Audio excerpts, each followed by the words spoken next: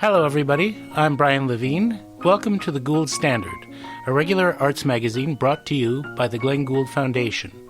We bring you conversations with incredible people from across the world of the arts. If music, books, theater, dance, visual art, and film are your mood-altering substances of choice, well, my friends, this is the place for you. Be sure to press like, share, and subscribe, and add your comments, pose your questions, and be part of our community of friends and supporters. And to get more great content, pay a visit to our website, www.glenngould.ca. And while you're poking around there, if you happen to stumble across the donate button, your generous support would be greatly appreciated. We are a registered Canadian charity.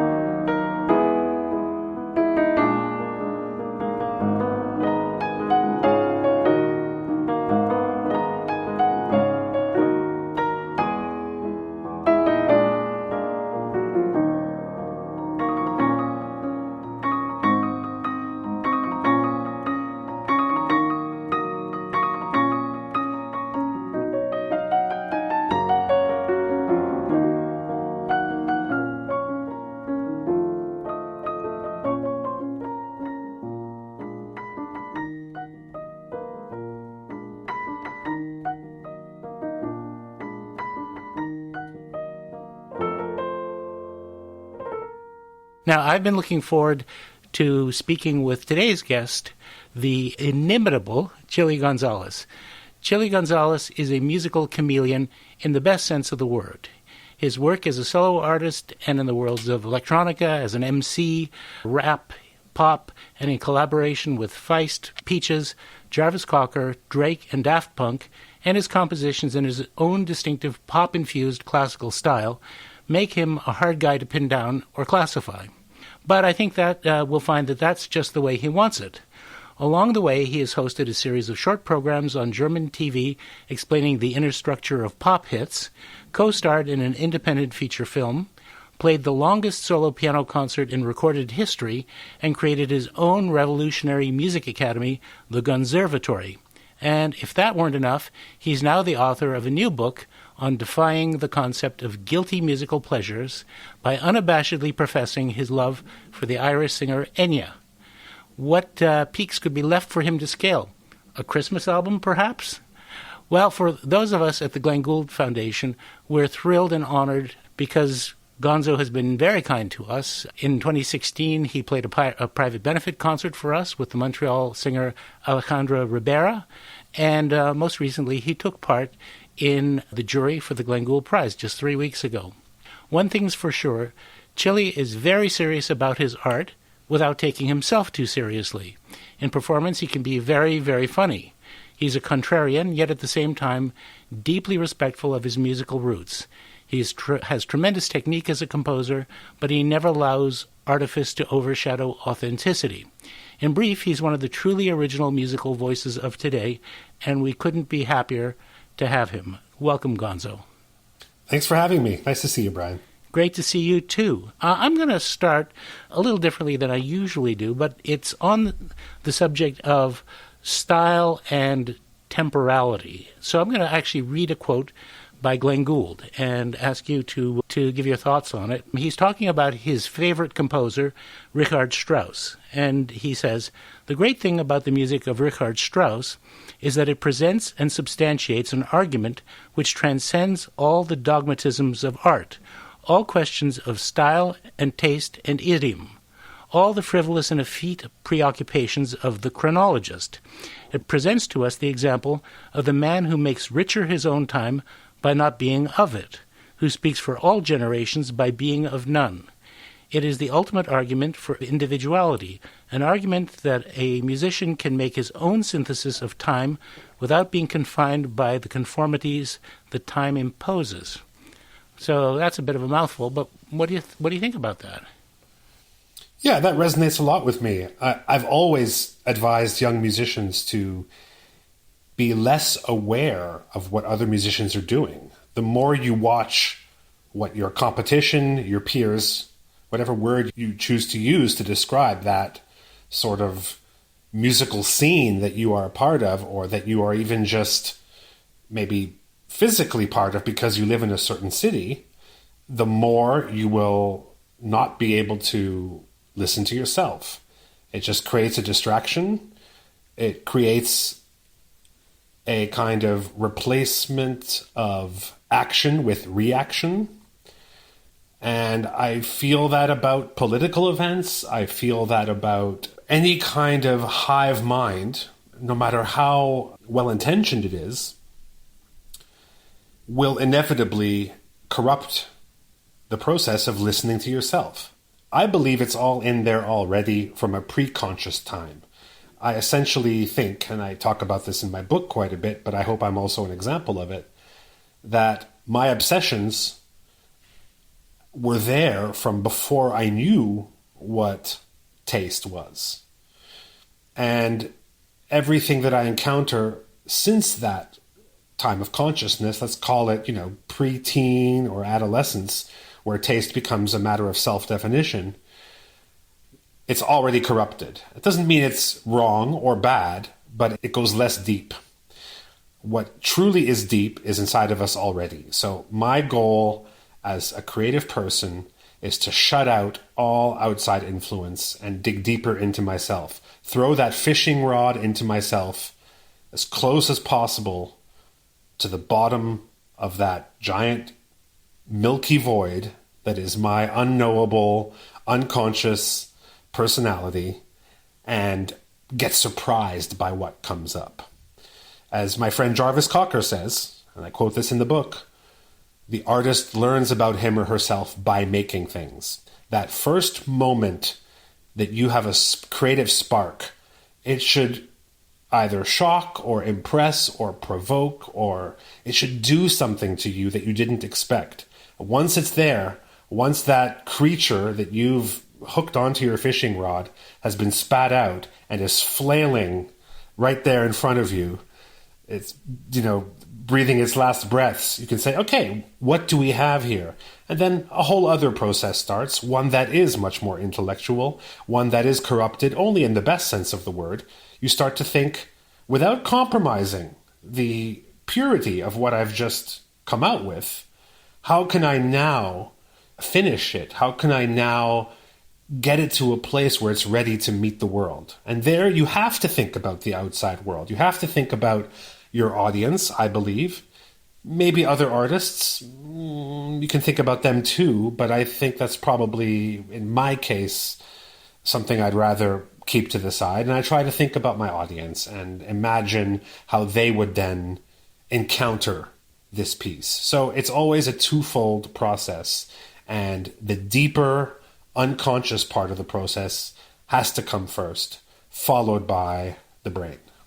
Right. I've always thought of communication as a kind of a pitcher-catcher process. And if you pitch and no one's there to catch, then as a pitcher, you basically failed. So the audience, of course, has to be on the receiving end and has to be, able to get something out of it. But at the same time, I really relate to what you said about trying to resist too many influences, and particularly too many pressures. I think it was the poet Wallace Stevens said it was about fashion, and he basically said, fashion is the opposite of individuality, but then again, a community of individuals is no community.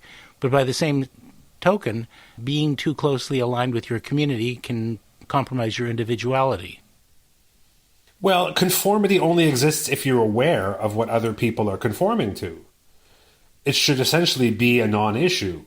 Now, that doesn't mean that you're an island unto yourself, obviously. So I don't think it's a choice. Many people sort of structure it as a choice. You are either an artist and please yourself, or you're an entertainer, which means you're possibly pandering or calculating or cynically just giving the people what they want.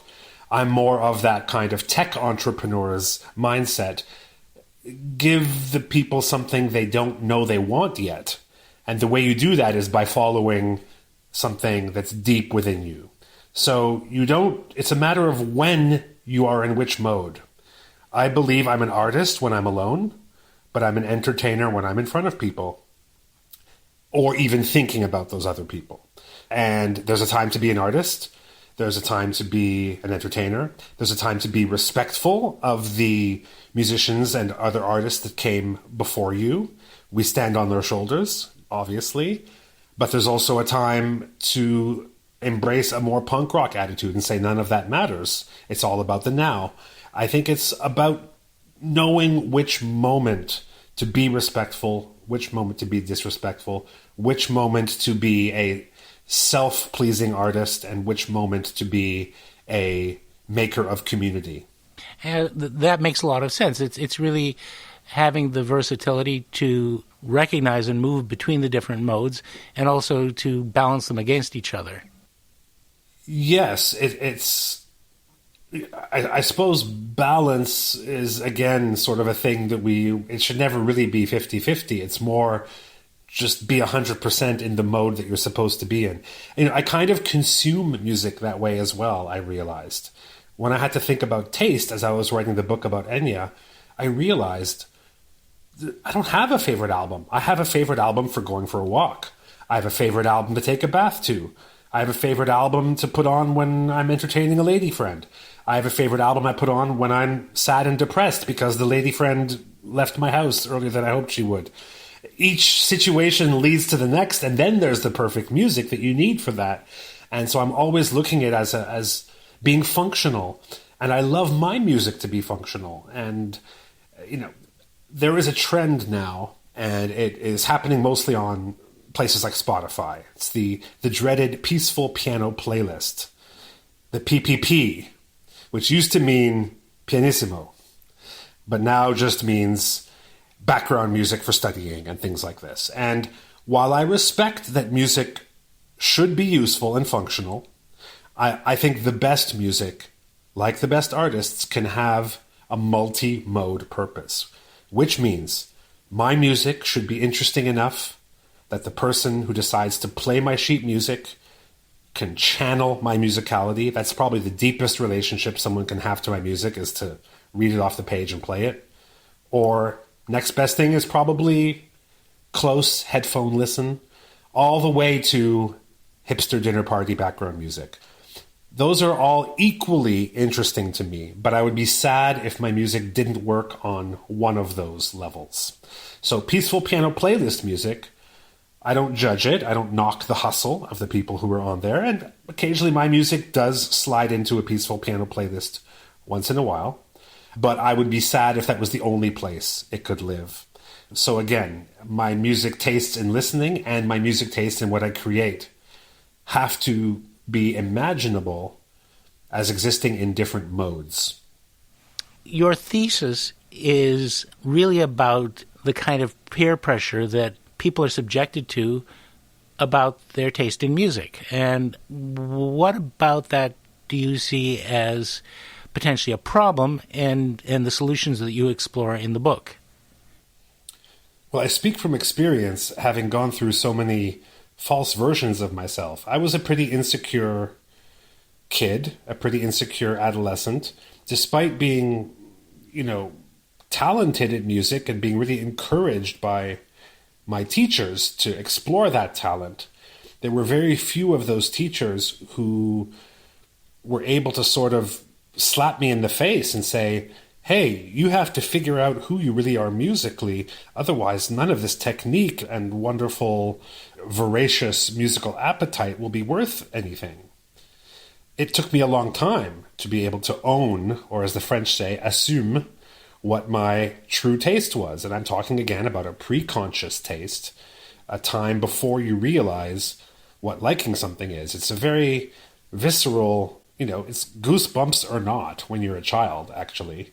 And, we're like that with humor. We laugh or we don't. It's fairly involuntary.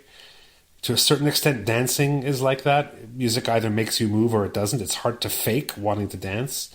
Certainly is terrible to fake a laugh. And yet we fake appreciating music very, very often because of certain social pressures, or sometimes a feeling that we just want to be different from certain people, maybe an older sibling, or to find music that will purposefully offend our parents, or things like this. So we start to get an idea of what music should sound like for us to accomplish a kind of social goal. That's a lot of heavy intellectual lifting, and it's quite a pretzel you have to twist yourself into sometimes. I, for example, after going through a period of being a musical show-off interested in what I now consider to be masturbatory jazz fusion, I see now that would not please the gods of music at all, because it's virtuosity not in service of creating community, but virtuosity in service of the ego. I quickly learned that was kind of verboten in the world of cool indie rock. And so I decided to sort of overcompensate and go the whole opposite direction. And I pretended to be interested in indie rock when I wasn't, because the people I want to hang out with would like it. And I suppressed my inner jazz fusion fan. Both of those, in a way, were false paths. The true path is the one that, of course, was preconscious. It's what I heard or didn't hear when I was growing up, what I liked and didn't like, what I was missing, what I'm chasing on a deeper psychoanalytical level. And that's how my book begins. It begins talking about that my mother was not a lullaby singer, and there was a kind of reassuring musical maternal energy that I would have liked to have had. And I'm chasing that my whole life. That's what leads me to write about and, of course, to listen to Enya or Lana Del Rey or Françoise Hardy. It attracts me to work with singers like Leslie Feist. And that's a huge part of my actual musical taste. There's also the piano lessons I had with my grandfather, who introduced me to classical music, and the part of me that is fascinated with the tradition of Western musical greatness, capital G. And then there is my obsession with rap music, which comes from having a father who was essentially a get-rich-or-die-trying type figure, someone who was very obsessed with success and who was enacting a kind of capitalist revenge fantasy from growing up poor in Algiers. So I can now say, yeah, that sounds about right. I listen to soft, soothing music, I listen to classical music, and I listen to rap. And I know why all three of those styles of music have now been the last ones standing. Interesting. And you touched on where Enya fits into the picture, but from all of the vocalists who, well, she does kind of occupy her own space, but, she comes out of the Celtic world originally with Clannad, and, there are a certain number of what I call pure-voiced high soprano singers who might be considered. So why her? Why her? Because to write a book about Enya made me laugh when I thought of it. Partly when I tested it on people, it just felt right. I could have written about Lana Del Rey, who is someone who I have logged many more hours actually listening to. But somehow to write about Lana Del Rey, being such a fan, maybe it wouldn't have had quite the same detachment. And, Enya embodies not just a musical ideal for me, but combined with her image as a new age music for MILFs, let's call it, combined with that, the warm bath that is her music, there is the fact that her career is actually rather uncompromising. So it leads me to a whole other contradiction, which is we expect people who are uncompromising to sound a certain way. We expect the music to be possibly difficult to listen to, because we project onto them a kind of, they don't give in to commercialism. They don't calculate. They are natural musicians following their inner voice and all of that kind of stuff. And, you know, our first discussion was about how that's a necessary part of being an artist, to be uncompromising in that first stage. What's interesting about Enya is that she had so much success so early, she was in a great position to essentially tell the record company douchebags to shove it. She doesn't tour. She hardly does interviews. She does an album every 8 or 9 years, full of instrumentals where she doesn't even sing. You know, she's not shaking her moneymaker every chance she gets. And so I found this contradiction to be what really put me over the top to write about her, was her musical reputation is in contradiction to the actual praxis of her career. And that's what I wanted to explore in the book, because I've struggled so much with how much I'm willing to compromise, my own desperation, so to speak, to be heard, to be known, to be loved. And Enya is an inspiration to me in that she really keeps a lot of dignity while existing in a fundamentally dark capitalist musical system that we are all part of. Right. And it really is interesting, because if to the average music lover who isn't part of Enya's core demographic, if you made a list and said, you know, who is not authentic on this list, a lot of people would probably choose her, because they have this image of the arrangements and are syrupy and this, that, and the other thing. But in fact, it's entirely possible within that space to be completely authentic. And then you could say that there's a certain parallel to Gould, who said, I'm done with concerts. I'm going to record, and I'm going to do experimental radio documentaries. And frankly, if people buy the records, I'll be happy, because I can keep on doing it. But if not, I've sort of made my decision. I feel like it must have been more complicated than that, because he is such a communicator. And what you just said feels like it might just be oversimplifying a little bit, because if that were the case, what he put out would have been obscure, but it wasn't.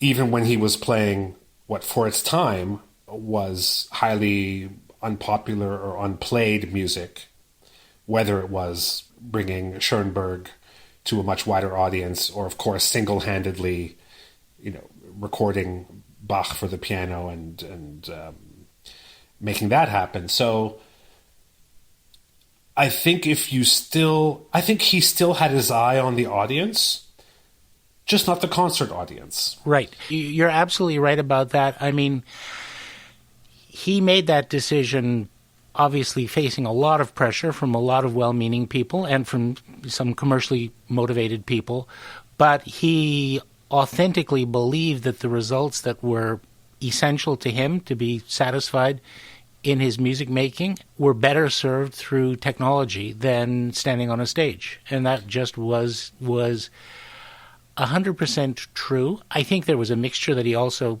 frankly, had a lot of anxiety about stage performance. But I really do sense from the people I know who knew him well as what he wrote, that it was a primarily aesthetic and philosophical judgment about how technology could liberate his inner artist. Well, he reached more people by doing that than by staying in a traditional staid concert career.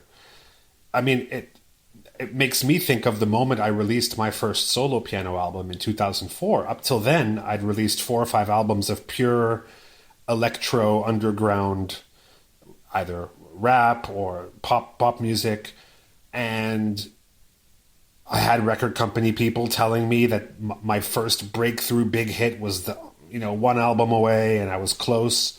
And at some point, I followed my intuition and did an album where I stripped all of the personality away from a very loud, prominent, superficial exterior, and pulled back so that instead of screaming to get attention, I would sort of be pulling people in to lean in and hear what I was doing. And the people around me, of course, who didn't really have any vision, it makes sense for them to think that's not going to be something we're that interested in. We don't really want to hear you play the piano. We just want to hear you get better at doing the thing that you've been doing for the last 3 years. As I'm sure many people were advising Gould, no, just tweak around the edges around your concert life. Make it more bearable, however. But this is it. This is how pianists are. This is how we make or break pianists. And I can't say that I knew it would work that way, but I had some inkling. And then the album came out, and it did blow things wide open for me. It was huge. And it was really huge. It was really huge. And not only that, it was pre-Peaceful Piano Playlist, if I can alliterate further and add another P. It was pre all of that. And now there's a lot of people who come from the world of whether it's pop music or heavy metal or electronics, who have now put themselves into doing acoustic instrumental music. And I can look and say, in a certain sense, I was ahead of things. And whether they're good or not, in a way, they are all my children. There you go. For example, Sting, when he recorded a lute album. I don't know his lute album. But. He became obsessed for a little period of time with Renaissance lute music, and he actually put out a lute album about 10 years ago, which actually made all of his diehard fans very curious, and then they waited for him to sort of snap out of it, and he did. But it is actually interesting about the sort of the leaning in. A story that my wife tells is of going to Massey Hall, which is about a 2,800-seat theater, quite a few years ago, and hearing the English guitarist and lute player, Julian Bream, who died, I think, about 3 months ago. And the lute is one of the quietest instruments in the world. It's a really, really quiet instrument. And 2,800 people, even in a hall with good acoustics, that's a challenge. Just the program rustling can drown it out. But she said everyone just became suddenly very quiet, and he made the audience, he basically drew them into him, to this very inner experience. And I think that actually, in a world of very loud music, a lot of the time, there is sometimes a tendency to confuse decibel level with emotional intensity, which is, I think, not the case at all. I would agree with that. It has almost become its own cliche now that quiet instrumental music is a balm for us as life becomes more hectic, fast-moving, louder. And maybe in 2020 that became even more so the case as more people were at home and struggled with a kind of collective massive change that we all went through starting in the spring. And now you really do see a lot of musicians coming out with music that they are pitching as a balm, as a kind of respite from everything. Why not? But every true cliche is tomorrow's cynical marketing. So we have to be careful on that slippery slope. I will say, and this comes down to Enya, this also has to do with Christmas carols and touches on the experience of hearing Julian Bream play a lute. Music's original function was to bring people together. It was to tell stories, folk music. That's where music really comes from.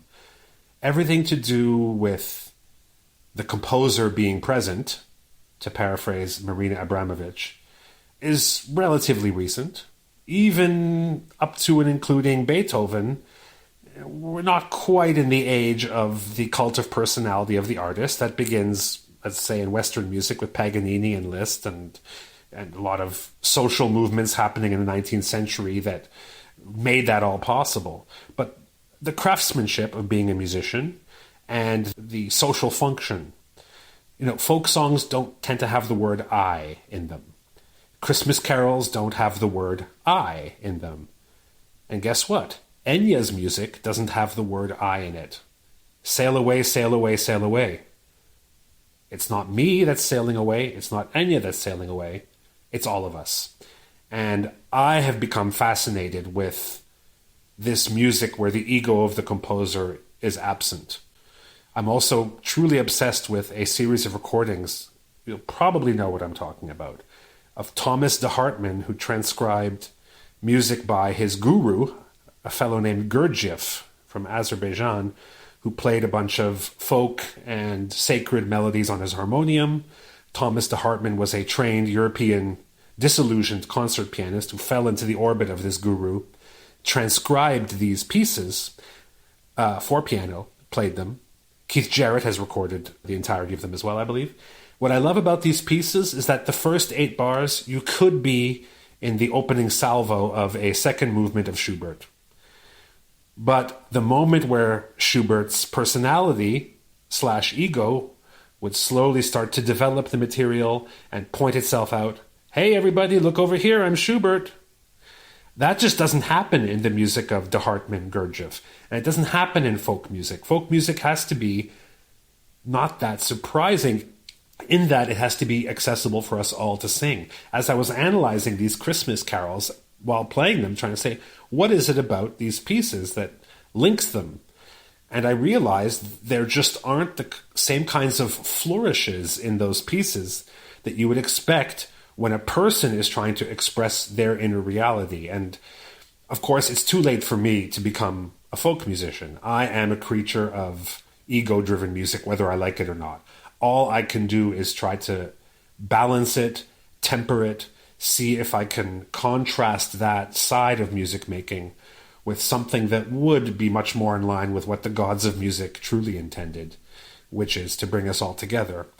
And I think classical musicians, especially the ones who aren't composers, the true interpreters, in some way they might be closer to that than the composer performers, who, as much as I love being a composer performer and I bemoan the fact that there aren't that many around compared to the golden age, there is something, an envy, a kind of covetous fascination that I have with musicians who are truly making music in service to something else. It's why I love gospel music.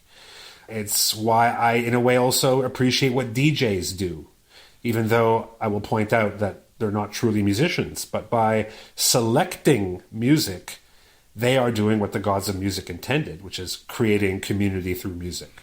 Then, as far as folk music is concerned, even if your destiny isn't to be a folk musician, you can still love it, experience it, and recommend it to others, and be part of that community that way. Of course, look, ego is a reality in our modern Western society. We are a culture of the individual. We've lost touch with many ways of creating and maintaining community. That's possibly why, as I get older, I become fascinated with something that wasn't there for me. Music was a place for me to find my place in my family. It was a place to protect but also project me, and made me feel seen, made me feel valid. It gave me something I wasn't getting in my family life. And so I can never escape that association personally. I can only be aware of it as I continue to make music. Right. And it also connected you to a lot of people who become an extended musical family, people like Feist and Peaches. Shameless eyes, you've got the saddest pair of shameless eyes, and how I hate to see them dry, and how I like to see them cry. I fantasize of putting shame back in those shameless eyes. I'm longing for a long goodbye, where we can watch the feeling die. Shameless eyes. And they got no shame. We create a community also by putting other musicians as an example. Writing a book about Enya in my own way is to take that energy and put it outward.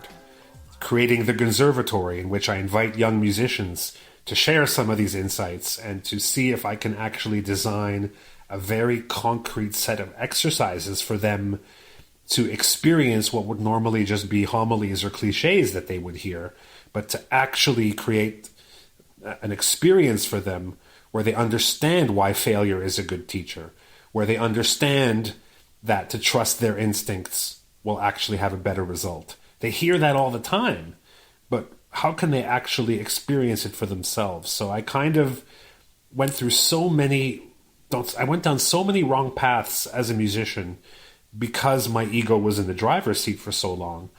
And I got a little bit of enlightenment along the way, and I still struggle with it. But one thing I can do is to retro-engineer those experiences for others to go through in a more benevolent way, and hopefully more concentrated way, that it won't take them the 15 or 20 years it took me to arrive at some of these truths. Right.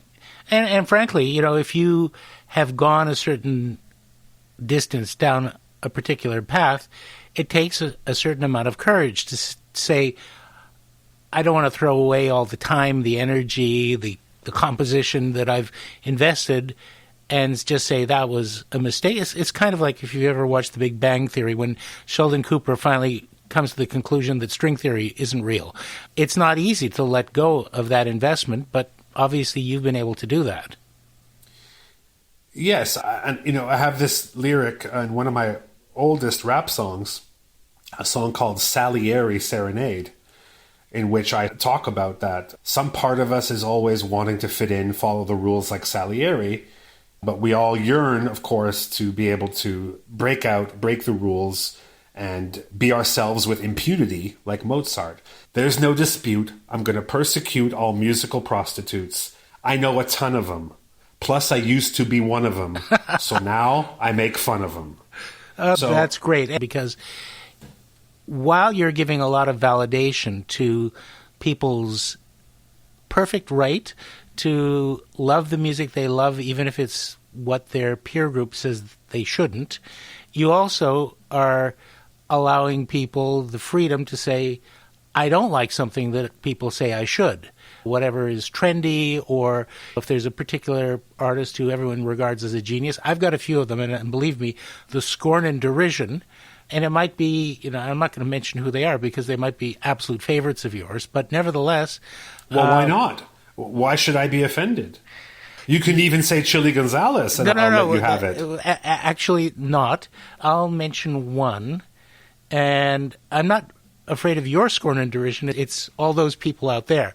I've never been a fan of Frank Sinatra, but I am a huge fan of Mel Torme, because I find something closer to emotional purity carried by a superior technique, but technique that really serves the emotional expression, and also, for me at least, a lot more musical complexity, which I find fascinating.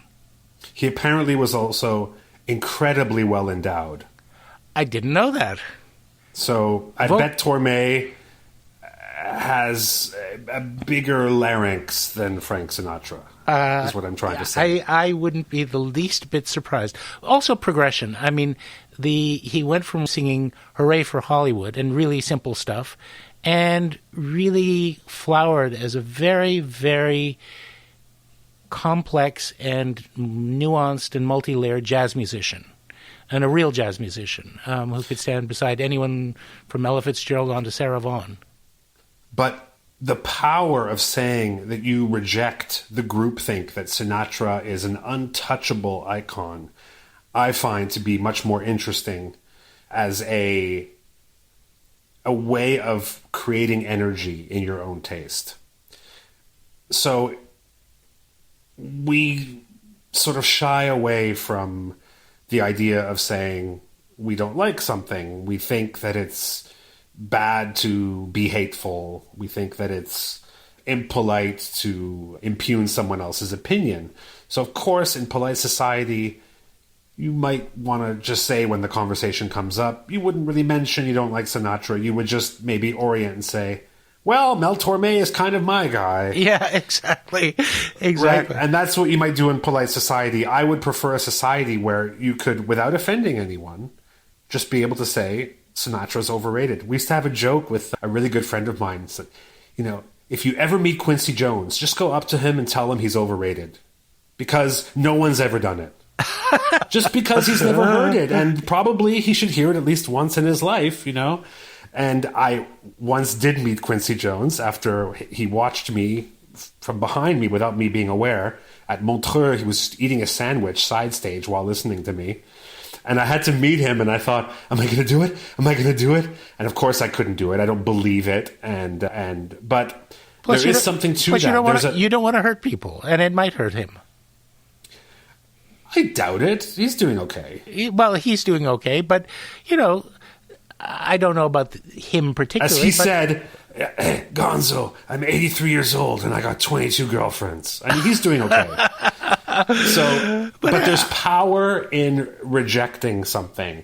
And I can't trust an artist who pretends to like everything. Right. Who pretends to find value in everything.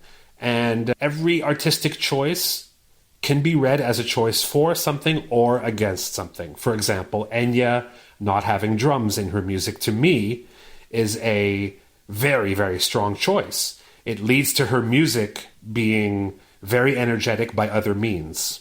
Just as the fact that I don't use electronics on stage, as many of my modern pianist compatriots do, is a very strong choice in favor of creating modern and electronic music energy using just the piano.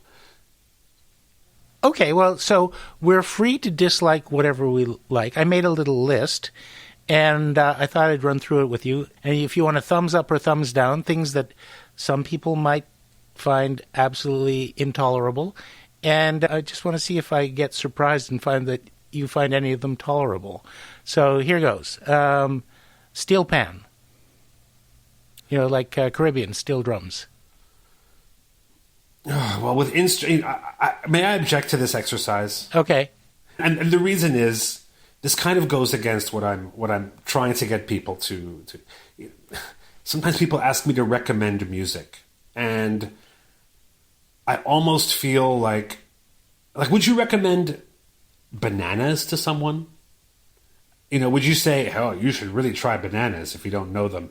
I mean, it sort of feels like people have made up their mind about bananas, and for anyone who's never tasted a banana, they're going to make up their mind within about a half a second. And they might like bananas, and I like carrot cake and carrot soup, but don't like carrots. I just don't feel that it's ever worth trying to, convince anyone or to in any way have a kind of intellectual discussion about taste, because it would be akin to me trying to give you lawyerly arguments to make you change your mind about bananas. Right.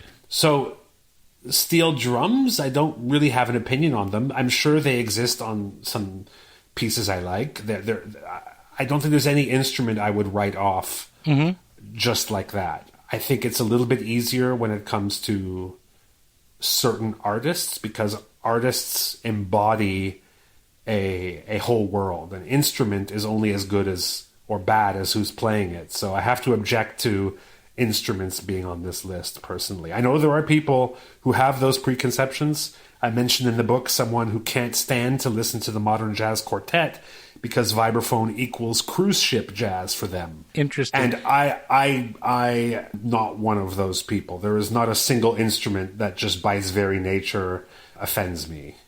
I take your point, and it really is more, I think the point is, if you like it, if it produces a real reaction that gives you pleasure or an emotional response, it's fine. And if it doesn't, it's fine. And we should Right. I mean, if you're in the lobby of a hotel and in the Caribbean and you're trying to talk to someone and the steel drums are like super loud, you're going to be annoyed. But if you hear Othello Modinou play steel drums on a Jaco Pastorius song, you hear them differently. Exactly. And context accounts for a lot. But you raise a really interesting point, which is about the peer associations, almost the identity politics of different musical genres. People have a vision not only of what the music is like to listen to, but also the people who like that particular genre of music. Jazz, smoky cellars with a slightly off the right side of the track audience and thick plumes of reefer smoke and so on and so forth. And if you find interesting and appealing, you might feel more inclined, because of those peer pressures, to find jazz of interest regardless of the musical content itself. But I did want to talk about one problem, because, I unabashedly have spent my life a lot around classical music, and for me, there's a huge identity problem, because essentially the peer association for classical music in my mind remains this: Margaret Dumont in A Night at the Opera. And who wants to belong to that club? And to a certain extent, I think it's, in fact, a very major extent, it's a self-inflicted wound. In Beethoven's time, all of the habits and proprieties around concert going didn't exist. If he got a good response when he was conducting one of his symphonies, he'd stop at the end of the movement and play it a second time. He'd encore it before the end of the piece. People applauded between movements freely. All that stuff that you're told, you'll be garish, and that's just invented. And the idea that it's music for smart people or this kind of people or whatever, it's just listen to the music, and if it does something, that's great. And there are short pieces as well as really long pieces if you don't like listening to lengthy pieces of music. It's just, in some ways, while people who are involved in this particular genre have a reputation for being snobbish, in fact, they are, at this point, so beaten down that they really, really are open to inviting artists from just about any other genre to perform with them, because, they're looking for a way of surviving. Yeah, I would agree with that. The reputation of the genre of classical music needs rehabilitation, but no one really knows how to do that other than, on the artist side, to find a way to use the best of what other genres have to offer. The reason, I think, and when would you trace it to exactly, this change? Somewhere between 1900 and 1920, perhaps? Two periods, really. Middle of the 19th century, with the rise of a middle class in Europe who wanted to ape aristocrats and basically imposed on themselves a lot of rules, which the real aristocrats were laughing about. For example, sexual morality, while aristocrats were jumping in and out of each other's beds and frequenting brothels all over Europe. But the middle class, the upperly mobile middle class, had this concocted notion of how to be like them. And I think that created a self-imposed restraint. And then in the 20th century in North America, with poor immigrants coming to the New World who found access to things that they could never have afforded before, and they wanted to be like the upper middle class. So the same kind of emulation, I think, existed in both cases and acted as a huge filter. So in each case, we're talking about that corrupted taste that I was referring to. We're Exactly. talking about a social decision to like something. What we have to get to is to get people to trust their innate taste. I have a small disagreement. I think in the middle of the 19th century, from all the reading I've done about European classical music of the time in the Romantic era, that initial brush with capitalism and bourgeoisie and the kind of aping you're talking about, I think created a feeling that the music was more alive than ever, because it created also a healthy competition.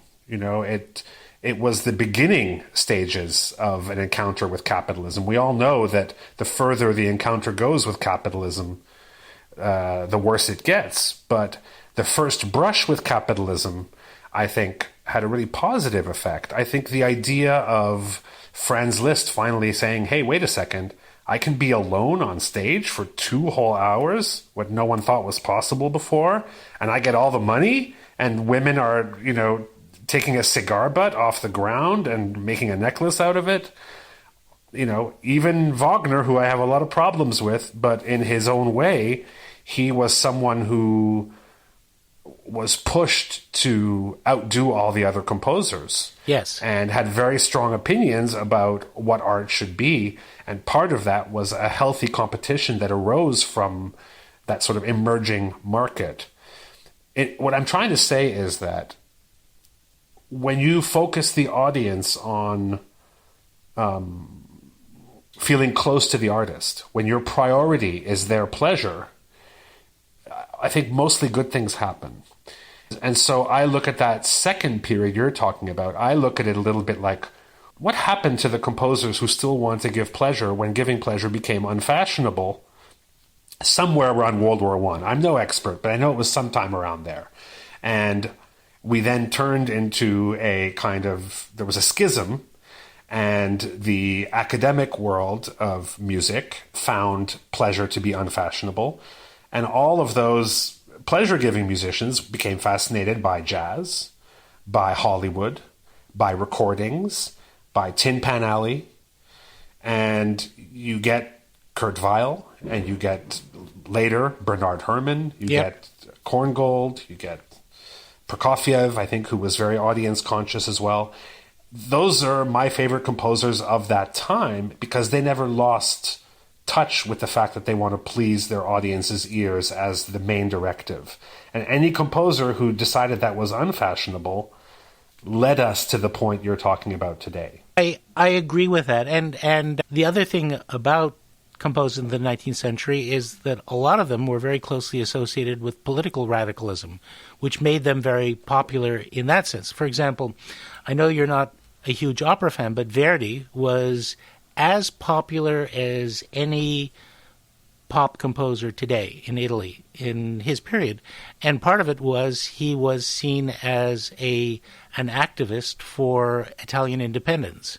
Yeah, that's how you get the gondoliers humming your songs. Yes, exactly. And choruses of the slaves and so on. They're subversive liberation messages wrapped in music.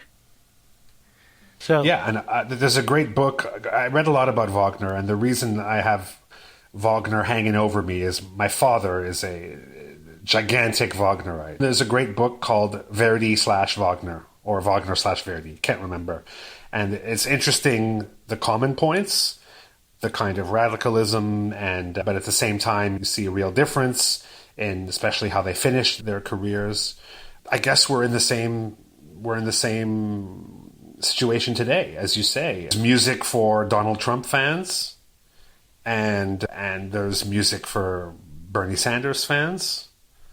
So I guess those associations are all there in what we're talking about with my Enya book, that taste is often a social decision.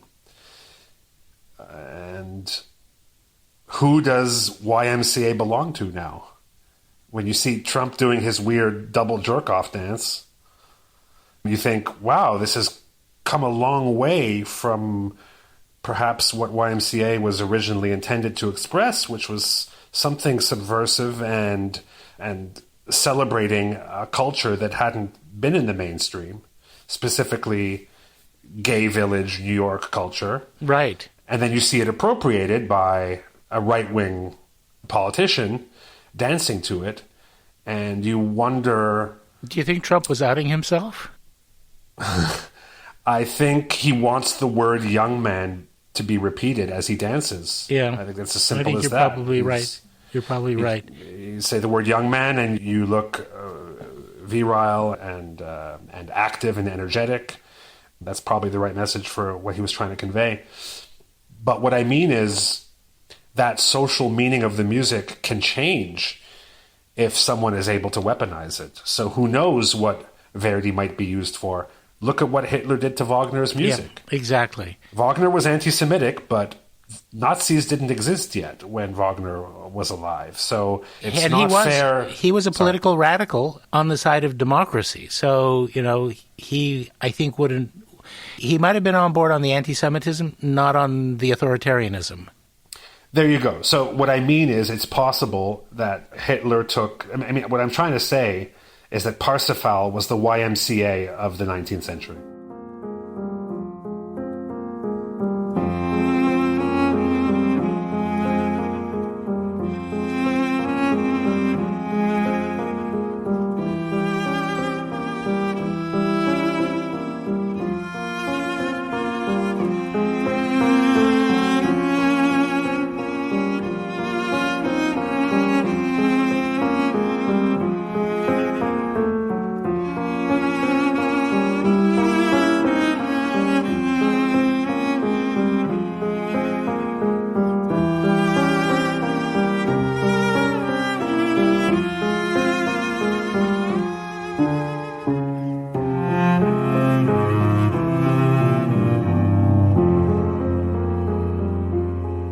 Let's talk about your Christmas album, shall we? I've heard a little excerpt from it, which has Silent Night in the minor, sounding very Brahmsian to me, if I'm not totally off track. Was that on your mind with that version?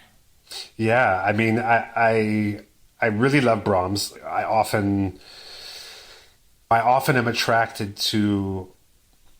I seem to have this liking for composers who are considered conservative throwbacks in their time, and also composers who are thought of as poor orchestrators. I don't know why that is. I love Gabriel Fauré, I love Rachmaninoff, I love Brahms. They are all essentially throwback conservative figures who were not thought of as having invented anything truly new, but having perfected things that have Brahms, in the case, perfected Beethoven. Fauré possibly having perfected or at least Frenchicized, if that's a word, Brahms himself. And I tend to be attracted to those figures. And yeah, in playing Silent Night in a minor key, it had the feeling of that one of those intermezzi to me. The way the melody lends itself to this plagal minor repeating cadence. Very wistful. So what else are we going to hear when everyone runs out and gets themselves a copy, an actual copy? Come on, have something you can give to your friends and family, folks. That's what you want. Something that you I'm okay with them streaming. It's, it is what it is. I have no problem with streaming. Yeah, this Christmas album is definitely an attempt to create something that I couldn't find when I was looking to celebrate the Christmas season over the last few years. I, as I mentioned, generally only feel socially comfortable when I'm at the piano. Mm-hmm. When I feel part of something, it's because I'm leading a sing-along. And I've done that almost every year. When Christmas comes around, I find myself in some situation leading a sing-along. I grew up secular Jewish, but of course, Christmas carols aren't truly Christian anyway anymore. They are just part of the dream of Christmas that is sold to us. And I thought I would revisit them in a way that would bring some realism, bring some more mixed emotions to them. It's not only putting them into a minor key, it is being playful with them. And playful can mean making them minor, but it can also mean changing the time signature. It can mean playing them in a much more jazzy way. It can mean playing one on top of the other, because there are some commonalities. They exist in our collective unconscious, these carols. And so it felt like they were especially ripe for a kind of Chili Gonzales playful treatment, because the better known the song, the more liberties I can take. When I'm composing my own music, I have to create Platonic world of forms or text versions of my own pieces because they're being heard for the first time. I go on tour, and that's where I start to play with them. It's a longer process. Here, I can skip all that. There is no urtext. Right. There is only a Platonic world of forms version of Silent Night living in all of our minds. If I ask you right now, what's Silent Night? You don't think of a particular recording. You think of the melody, and that's about it. The lyrics, they exist in your mind in an abstracted sense, and every version that is ever played of Silent Night is only being compared to that version that exists in our minds. And that is a really fun opportunity for a musician such as myself. Now, when the song was not very well known, such as a medieval Christmas carol called Maria durch ein Dornwald ging, yes, which is a middle-aged German Christmas carol, very early, beautiful piece, already in minor, no need to transform. I played it very faithfully. I played In the Bleak Midwinter by Gustav Holst very faithfully, because people outside of England don't know the beauty of that carol. I have Jarvis Cocker from Pulp incanting the words in spoken word on top, and it's just so haunting. And last but not least, I brought some pop songs into the fold. Last Christmas by Wham! And All I Want for Christmas by Mariah Carey, the only true legitimate new Christmas pop standards of the last couple of decades, I would argue. And I played those as well, stripped of their kitschy accoutrements. I tried to then create the Platonic Ur version by playing it extremely faithfully, melody right hand, chords on the left, so that there could be no chance of replacing one ironic perception with another. Rather, I wanted to turn Last Christmas into a song without the word I in it and make it all of ours.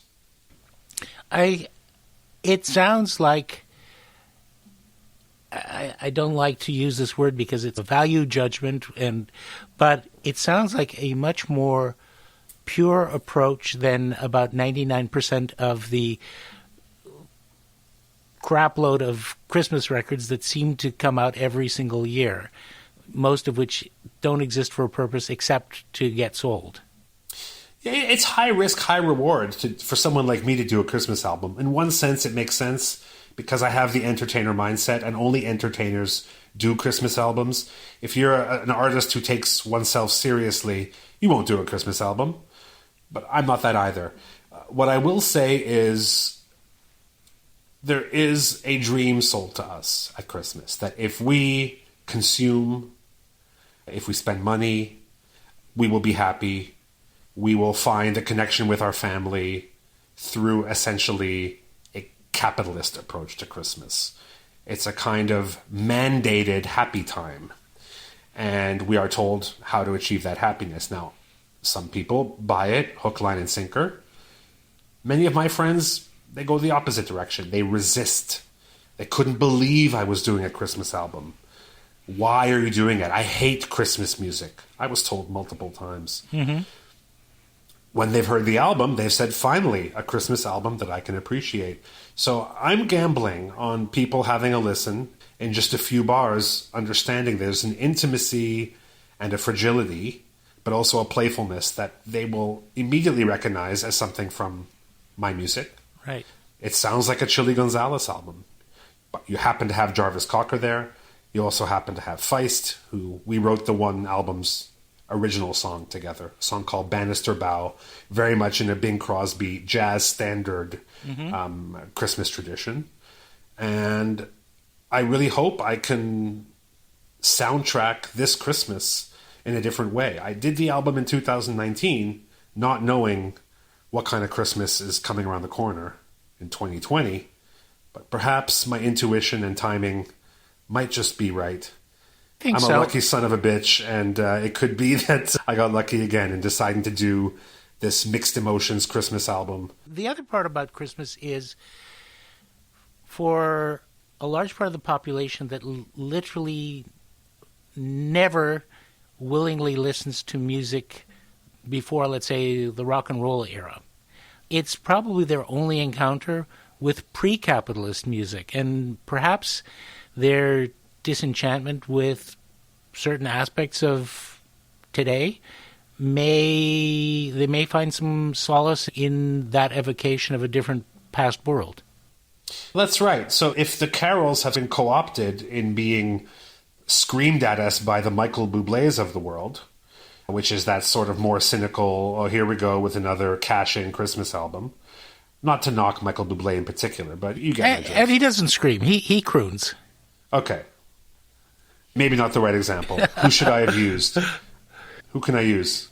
Come on. Oh, I don't know. Alice Cooper's Christmas album. Oh, I want to hear that. That's something I actually want to hear. No, anyhow, so we have that cynical cash-in Christmas album, and I feel like I'm just trying to reclaim it because I remember the only place that gave me the feeling of connectedness at Christmas was through the music. It was me being at the piano, leading that sing-along. I'm just trying to capture that. It's kind of resisting that obvious cash-in and actually try to bring it back to something intimate and personal.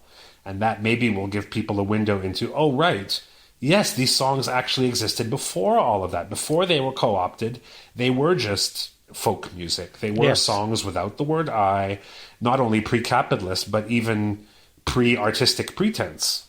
And that makes them very, very precious and valuable because, as you say, the entire Western world knows the canon of these songs. Yep. And it might be their only connection with that primitive, more functional, more socially meaningful form of music making that we almost can't get our arms around anymore.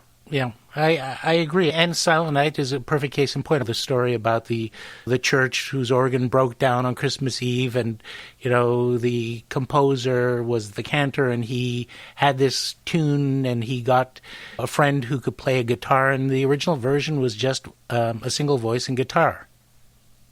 I didn't know that story. Yeah, it's a beautiful story how it sort of traveled around the world, from that a tiny little village. Tiny little village. Just because this format allows me to go back, the argument where you forget the perfect line until about 2 minutes afterwards, I do want to go back for one other thing, which is, have you heard from Enya about the book? I have not heard from Enya about the book. I would love it if I would even hear that she even read it, because I think it's a very personal statement of fascination and connection to her without just being a fan letter. It has elements of a fan letter, but at the end of the book I also do bring her back crashing down to earth after idealizing her, after seeing her as my good mother, after thinking she's pure in this terrible music industry. She's the only one who's actually doing it for the right reasons.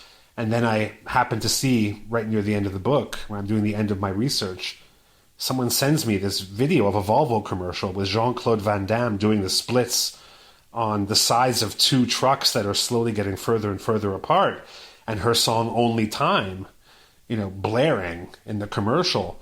And I thought, well, this is a sign that at some point Enya is also, despite what I'm projecting and idealizing, she is someone who has sold 80 million albums and lives in a castle, and someone signed a contract to allow that to happen. She approved that, and it brings her back down to earth. So I don't think it's just a love letter, in that it really uses her as a way to talk about this whole idea of not only taste, but the false choice of art and commerce that musicians are constantly pretending to make. And we say entertainers are cynical and just want the money, they'll do anything, and pure artists exist in this untouchable, iconic zone. And it's never quite that simple, is it? Right. I really only know of one well-known musician who basically not only refuses but sues anyone who tries to use his music, and that's Tom Waits. Well, maybe he's got a number that they haven't written on a sheet of paper yet. You know what I mean? Well, maybe. Everyone has their price. Come on, Brian. Make me an offer and I'll sing. Otherwise, but it's got to be a really good offer. Let's talk about the Conservatory, because I know that's a project that's very close to your heart. And I'm curious about how it first evolved, and whether to some extent it wasn't a bit of a reaction against your own student experience at McGill University, trying to find a different mode for developing musical personalities that was a little freer and a little bit more interactive and based on more of a sharing model? I suppose I'm obviously not that aware of what sent that idea to the surface of my consciousness that I should gather musicians and essentially retro-engineer everything that I learned so that they can experience it in a concentrated, fast-forwarded sense. I will say that I felt a twin attraction to the idea of performance as the actual spiritual ancestor of all music. Music began as performance, in that it was played in groups of people, in caves or outdoors, and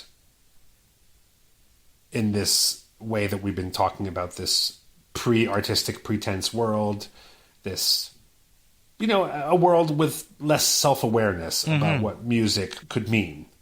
It simply had its function, and obviously I felt we were losing sight of that. At the same time, right up until I had the idea for the Conservatory, there was this huge shift in the music business. The fact that recordings, which I always saw as at worst an aberration, at best an addition to musical performance, I thought it's really healthy that this bubble around recording has burst, because now it's going to send us back to performance. So not only is it spiritually more healthy to be in touch with performance and music being played by people as the gods of music intended, it's also quite pragmatic, because now that's how you have to make your living as a musician. You do it concert by concert, fan by fan, audience member by audience member. There is no replacement for that. And we discovered that when it all imploded. Now, that became complicated in 2020 when performance itself had to migrate online. But it did, and it's not ideal, but it just shows the power of that communication. I think live streams of performances were really popular because we know they're happening in real time. And just knowing it's happening in real time is maybe half the battle. Mm-hmm. It'd be much better to be sitting in Kerner Hall listening to someone, but to see them on the stage at Kerner Hall from your home, it's pretty good. Yeah. Not bad. I don't hate on the live streaming at all. I'm a fan of it. I'm here for it. And God willing, we will get back to the option to go back into rooms and hear music. Performance is the one non-negotiable part of music. And so in the conservatory, can you describe what a year, I realize the year, once a year, it's a week or 8 days? About 10 days. 10 days. You have a group of young musicians. If I understand right, it can be from any kind of musician. Yeah, they have to be composers and performers. I would not feel like I have something to offer to an interpreter who isn't at least interested in improvising or composing. Right. I don't have the skills to address that particular kind of musician. So I'm looking for someone who writes and performs their own music from any age group, from any geographical or musical genre. What I'm hoping for is a musician with strong strengths and weak weaknesses. And I'm looking to create the best group of musicians rather than the 8 best musicians. I want the best group of 8 musicians that I bring.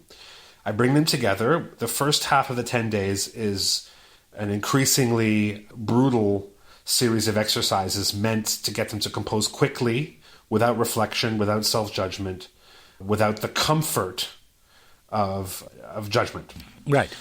They do that in groups. They do that increasingly in smaller groups to when they're doing it individually. They have time limits that get shorter and shorter. It begins quite technically. I'll ask them in a group of 4, let's say, to spend a half an hour writing a song that only has 3 notes in it. That's how it begins. Yeah.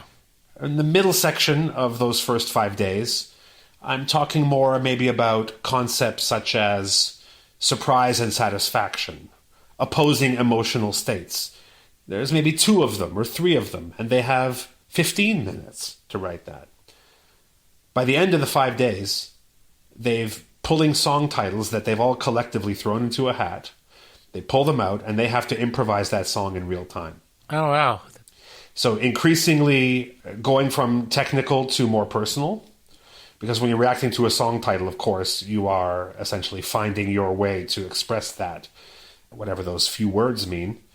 And finally, when all those exercises are done, there's a brief intermediate period where they get into groups and try to develop those songs a little bit. They add something to them. Of course, when you're writing that quickly, by nature, you might only have a minute or a minute and a half of good material. Most pop songs only need that basis of a minute or a minute and a half of good material. And a great classical composer, as we all know, can write an entire symphony with 3 notes. So it's that principle that in the middle section of the conservatory, they are then turning those songs into more finished products. The second half is to put the best of those pieces together into a coherent concert.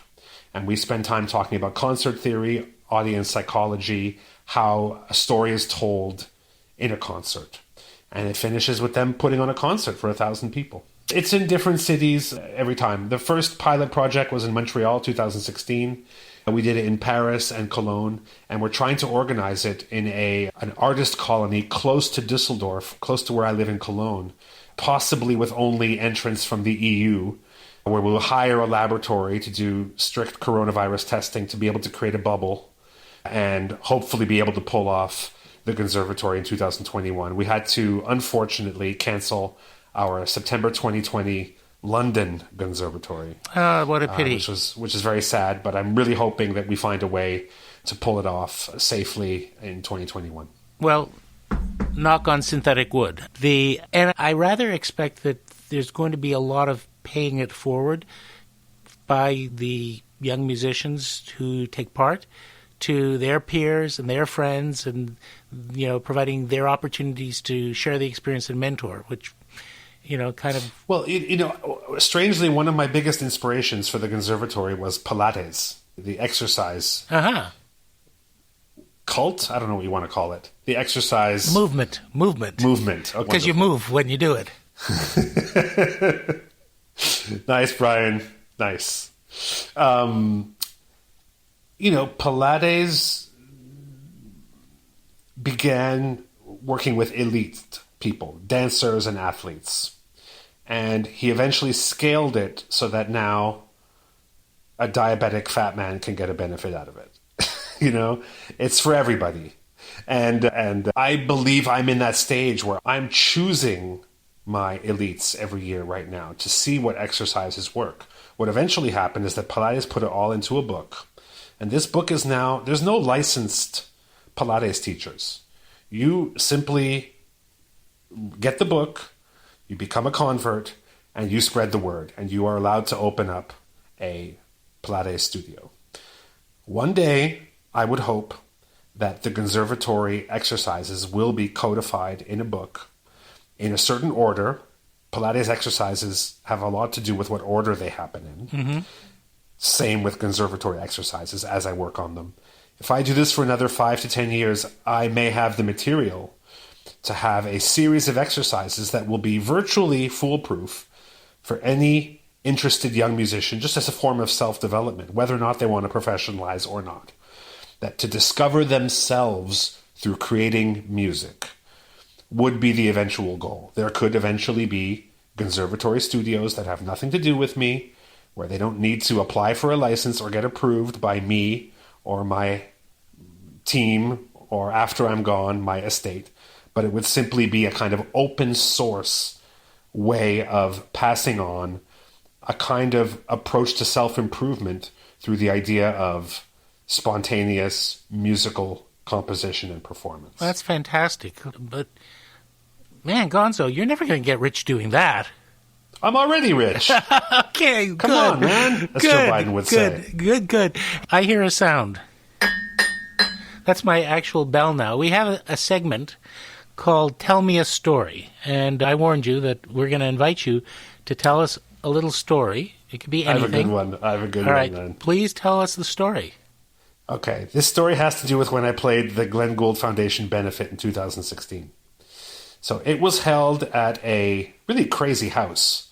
Tell me about that house. I forget exactly what it is. It's called Integral House, and it was created by actually a wonderful man named James Stewart, who unfortunately is no longer alive. He was a violinist in the Hamilton Philharmonic, but he made his fortune writing math textbooks. His calculus textbook became standards all over the world, and he made millions of dollars, and he decided to build a house that would have a concert hall built into it that he could offer to organizations that needed to do fundraisers or smaller scale performances. And they spent tens of millions of dollars, and it was like no holds barred for the architects. So that's the story in a nutshell.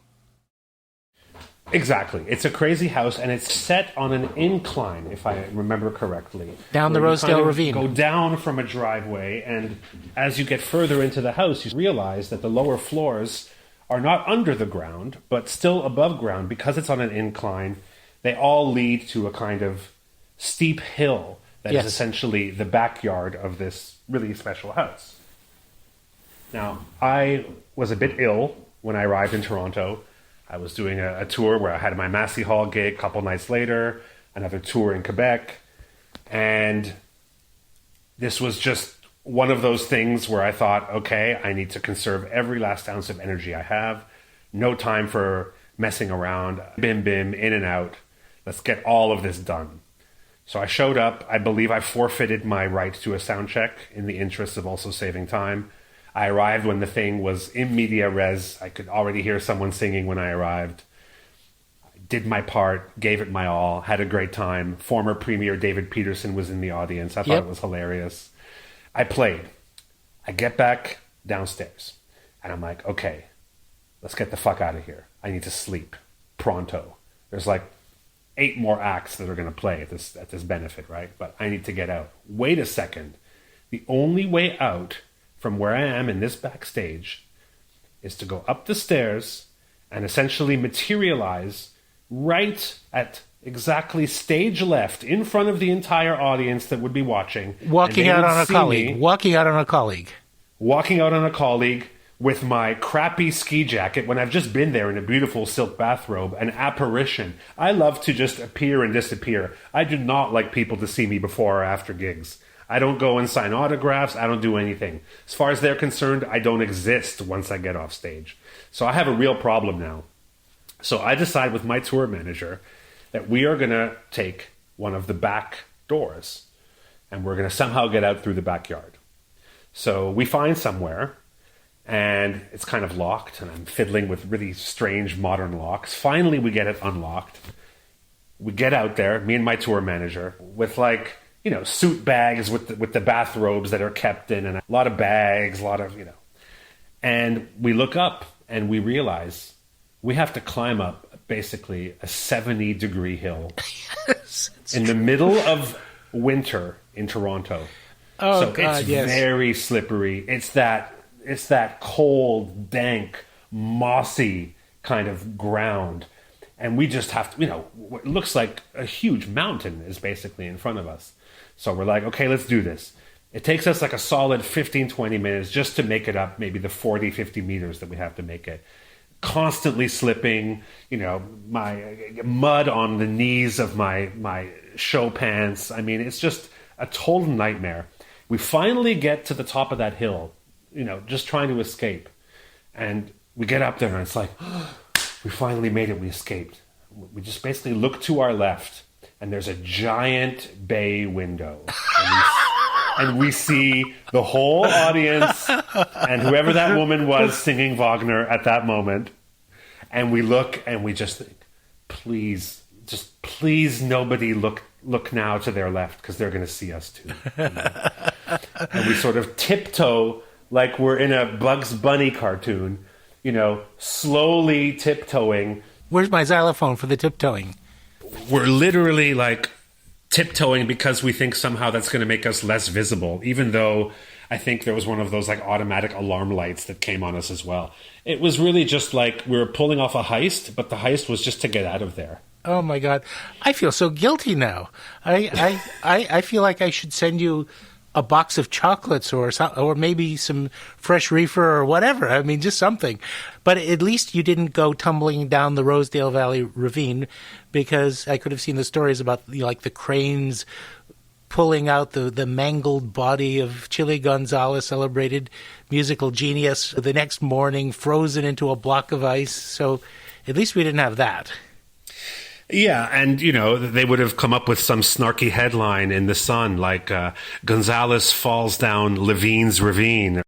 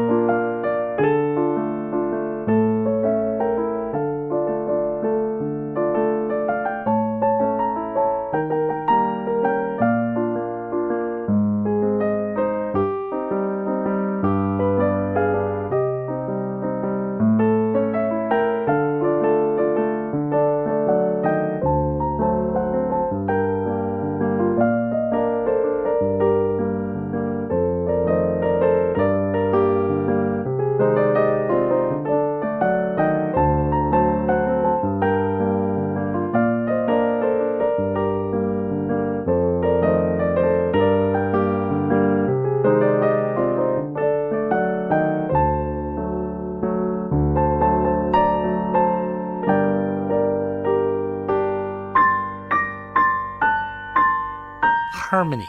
It's an interesting subject in your lexicon. One of the real gifts, the learning about the harmonic structure of music, which is really the secret sauce of the Western musical tradition and experience. That it's the language that lives beneath the melody that a lot of people aren't aware of consciously. They don't really see at a very frontal cortex level. You're very self-conscious about the role that harmonic structure plays in your composition. Isn't that true? Absolutely. I think you said it when you said it's the secret sauce. I always thought a melody is it's so frontal. It's the part that we sing to each other when we say, do you know that song? And unless you're tone deaf, melody is something that everyone has access to. As someone who just recorded Christmas music, I'm very aware of the kinds of melodies that are accessible, easy enough for everyone to sing. And melody is the one non-negotiable element of music. No matter where music goes, melody will have to be there. And if it is not there, it's because a composer decided to experiment with music that would exist without it. In other words, music without melody is only reacting to the fact that melody is so essential. And rhythm is something very instinctive and natural. You can be untrained and have a great sense of rhythm. You can be untrained and be able to sing melodies. It's difficult to be untrained and use harmony properly. It may be the one element of music that requires the mind of a student.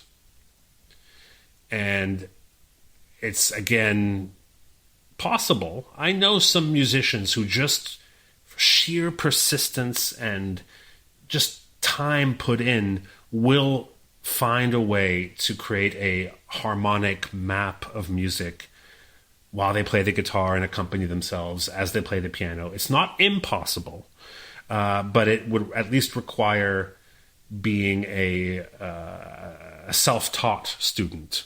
So I still think it would require a huge amount of time, investment, and kind of willingness to be bad at it for quite a while before you can start to master it. That said, it is less and less relevant in the world of pop music. The secret sauce of music is sound in many cases now. And it does successfully, in a sense, do a lot of the subtle and below-the-surface storytelling work that harmony would previously do. Mm-hmm. So you listen to a lot of rap or electronic-influenced songs, you might think that the same thing is happening over and over again. But when you listen very closely, the sonic palette is what creates 1,000 little peaks and valleys. I do these pop music masterclasses that you mentioned on YouTube for German TV, and I often have to choose songs that are really popular. That's kind of what it is. I have a 9-year-old daughter. I often get into deciding which songs to analyze by what she's interested in. She got interested in a song called Dance Monkey this year. I'm not sure if you know Dance Monkey. I'm not sure I've heard Dance Monkey. Dance Monkey has only 4 chords. They are played in an uninverted sequence. Mm-hmm. For those who don't know what that means, it means that the hand is moving in a very uneconomical way, such that the root note of the chord is constantly played by the thumb, and the other 2 notes of the chord extend upwards from that. And every time the chord changes, the hand moves so that once again the next chord has the thumb playing the root note. Now, a trained musician would at least have the ambition to say, well, music generally is a little bit more elegant when it doesn't have the feeling of being a parallel block that is moved around the piano. And so, in the olden days, you would look for a way to play those same 4 chords with maybe a minimum of hand movement. And that would mean that some of the chords, the root note would appear in a different place. I hope I'm not getting too technical for the non-musicians out there. But Dance Monkey flies in the face of that. And so when it begins, I suppose if you heard the first 4 bars as a trained musician, you might go, oh God, here we go. But the sonic variety, the little changes in what the afterbeat, which would normally just be a snare drum if you were playing a live drum set, but because this is, of course, electronic production, you have this constant evolving of the sonic palette, which not only creates variation, but creates emotion. A splash of reverb creates emotion compared to a clipped little finger snap sound, electronically speaking. So I think once you understand the vocabulary of electronic production, you hear storytelling by other means. And harmony is just not on the menu as it was. Now, when I get asked to work with very big name artists like Daft Punk or Drake, I realize what they want is that harmonic emotion. They know that I understand their world, because quite often the people who are coming from the trained world have a hard time existing in the pop world. Maybe just by lack of experience, maybe occasionally because of snobbery, maybe most commonly just because it's a different language. Yeah. But I speak both languages, and so I realize when I'm asked to work with them, I'm not asked to collaborate on big concepts or come up with new songs with them so much as to fulfill a very narrow slice. I've often said I'm the harmonic plumber. I'm just there to unclog their chords. And again, I like to feel useful. Right. So I'm very happy if that earns me a spot in the studio with someone like Drake who I can observe and learn from and get inspired by. That's just wonderful for me. I'm not a great producer. I am not someone who knows about hits. I follow their lead, and I try to find that narrow slice within which I can be useful to them. And they always talk about chords. They'll talk about a key change. Daft Punk literally had 2 songs, and they said, we want you to build a musical bridge between these 2 songs. It was a song in A minor leading to a song in B flat minor. And they wanted a piano interlude that would seamlessly get them there. And they had enough musical smarts to understand that to go from A minor to B flat minor is a bit of a shock if you get there with no preparation. I had enough musical knowledge to know what a pivot chord is and to find a chord that exists not only in A minor with some relevance, but the same chord that could fulfill a different role in the new key. It's essentially like someone who can pass between 2 social worlds, or someone like me who can pass between 2 musical worlds. You pivot. Right. You find the common ground, and you approach from one side, and then you have your way into the other world. And so I did that in a very technical musical sense, but I also did it in a musical sense because I was able to take that old school harmonic knowledge and apply it to their world, which tends to do storytelling through sound. Those kinds of sequencing, structural effects, that's also a key and I think underappreciated element in the greatness of, well, it's becoming an archaic art form, but the album, the record album, in sequencing the numbers on an album, good producers. Brian, what's an album? What's an album?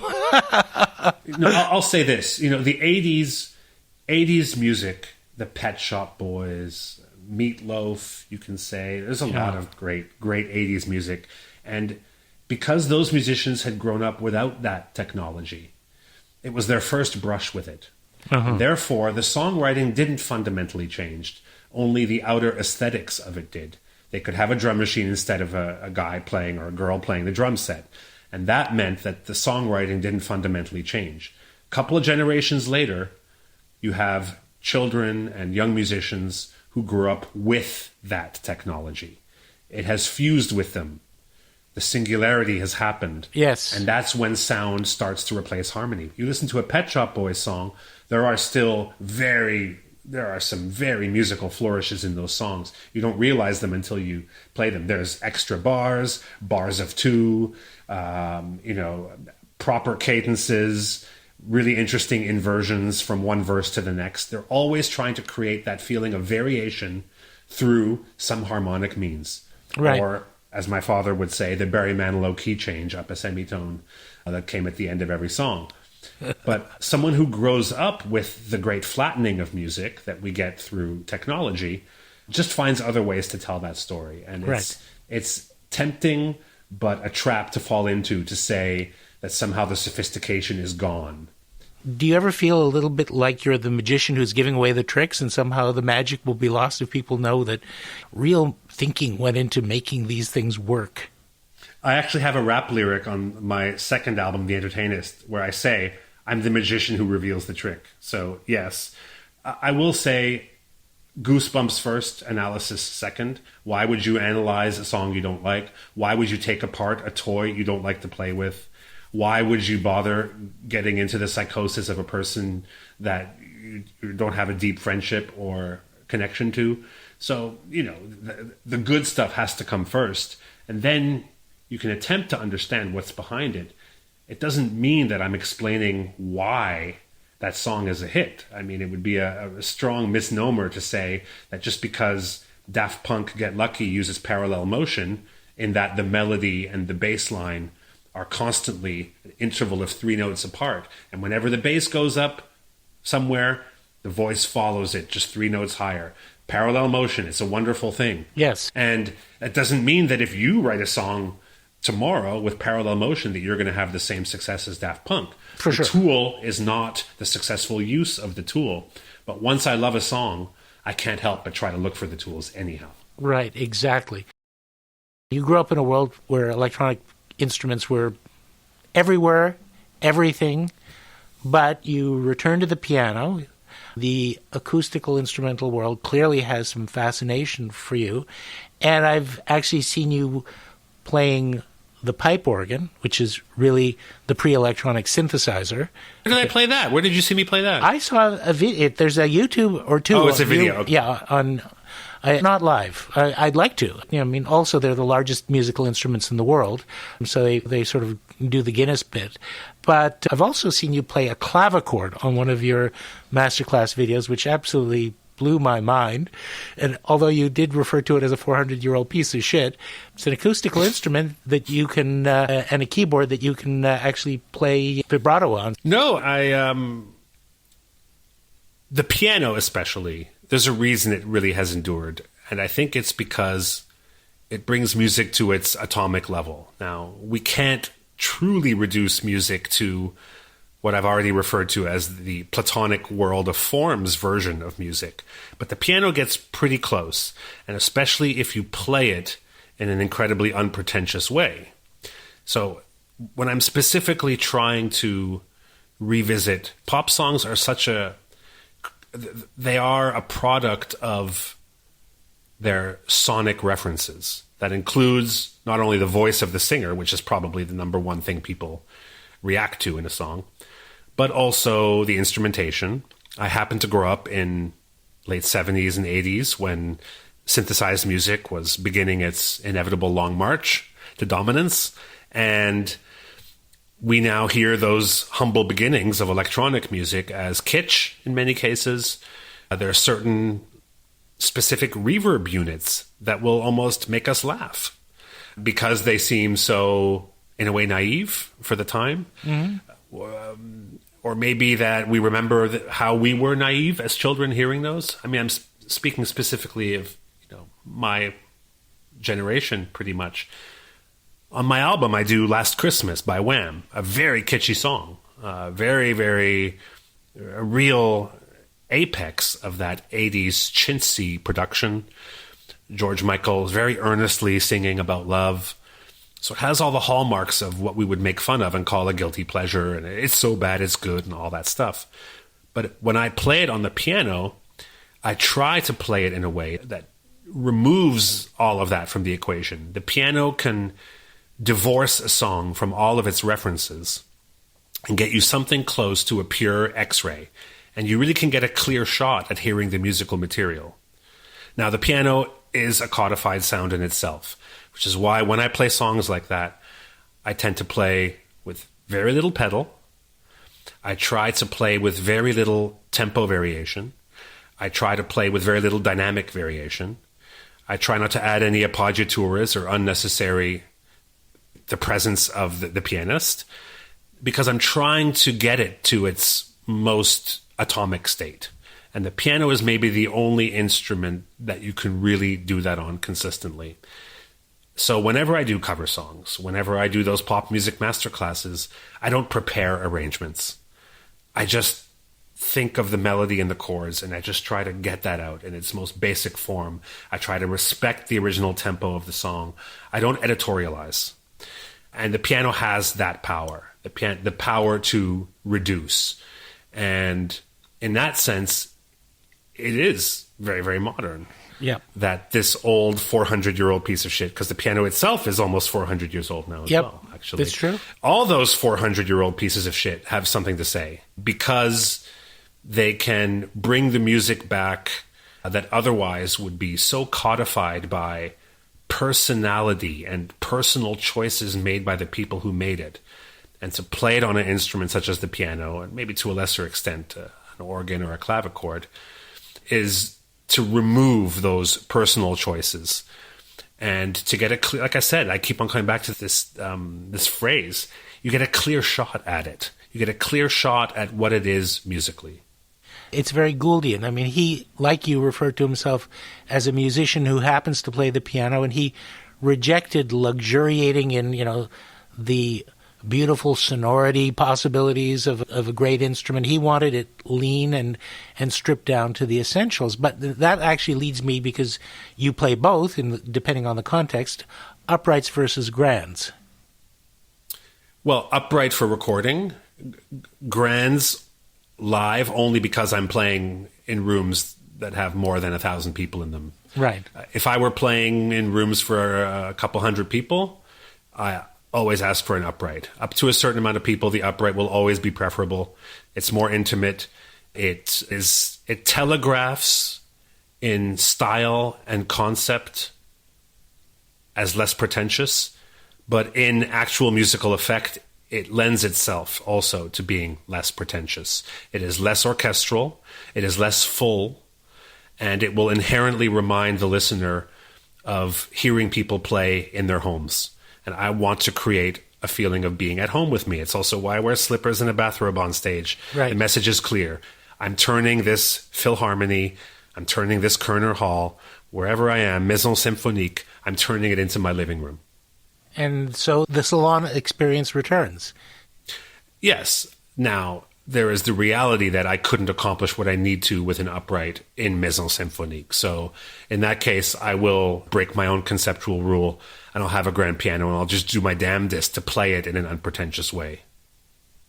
And I actually had this experience when I heard you in Berlin, that, Eric Satie would have loved this because, there was a kind of a clarity and a leanness, but also a playfulness and a whimsy in some of the pieces that for me at least was somewhat evocative of his spirit.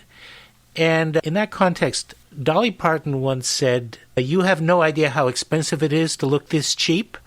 And I'm wondering whether you could draw a parallel between the amount of work and technique and struggle that goes into achieving simplicity. Yeah, I have a feeling most people understand that these days. If someone tells me that they think I just kind of roll out of my hotel room, show up before the gig, don't really plan anything, and basically go off the cuff for 2 hours and rock their world, and they say that to me, so that's what they think happened, I take that as an enormous compliment. Because, of course, there is a lot of work that goes into it. But in another sense, they're right. Because the work happens before I get on stage. So in one sense, they're right that when I do get on stage, I do have to, in a way, destroy the plan that I made. I have to rip up the set list. Any military general will tell you plan, but when you get on the ground, you're not going to do the plan.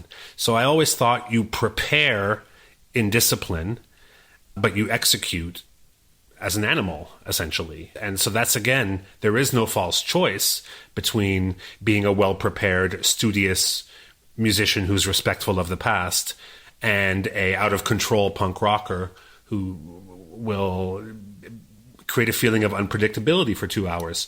Those two things, you don't have to choose between doing those two things. You get to do one by doing the other. I am allowed to let go and be an animal on stage because I practiced so much, because I sat there and, like Muhammad Ali, visualized the concert in real time, multiple times, before I actually get there. It's a question of knowing what mode to be in at what part of the process. We're coming full circle to the beginning of the conversation, actually. Not bad. So, we come to the recapitulation.